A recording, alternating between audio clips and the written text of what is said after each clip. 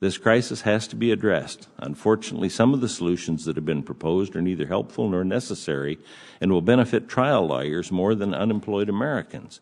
The Fair Employment Opportunity Act is an example of this. This bill responds to the concern that a primary reason for the most extended period of long-term unemployment on record is discrimination. The allegation is that employers refuse to hire unemployed people and discriminate against them. The basis for this allegation is purely anecdotal evidence. There's no empirical support for it whatsoever. I used to own a shoe store with my wife, and as a former employer, I can tell you that there are just as many reasons to hire someone without a current job as there are to hire someone with one. It's easier to hire someone not currently employed.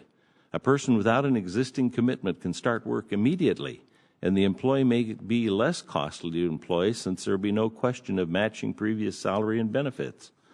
This straw man of discrimination is based upon employment ads that state that some level of current employment or experience is required. The practice is being exaggerated in almost every respect, and the medicine would do more harm than the disease. First, let me note that the job ad language in question is far from widespread. The number of so-called discriminatory ads makes up a very small percentage of all ads posted. The study cited here today reviewed over 1 million job advertisements from 4 online sites within a 4-week period and only found 150 violations. An analysis of one online job site found 1 in 10,000, or 1/100th of 1%, of their ads included such language. Further, the language itself does not establish any proof of discrimination. Indeed, many of the ads cited as evidence in these reports are seeking employees with up-to-date skills and valid certification in highly technical industries, such as nursing. It should not be surprising that a hospital would want to hire someone as a nurse who was indeed legally qualified to be a nurse.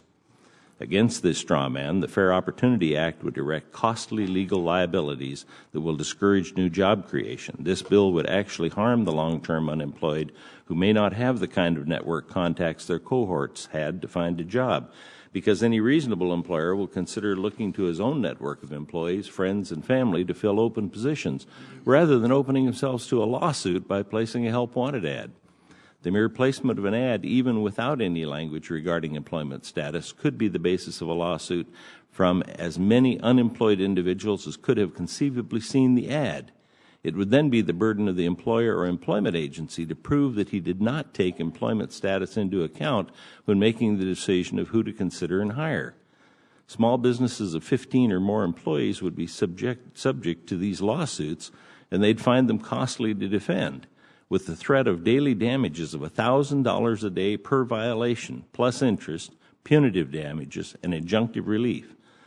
Small employers facing large class action lawsuits would feel pressured to settle. There's no doubt this bill would create a profitable new field for plaintiff attorneys, but it will be to the detriment of unemployed Americans.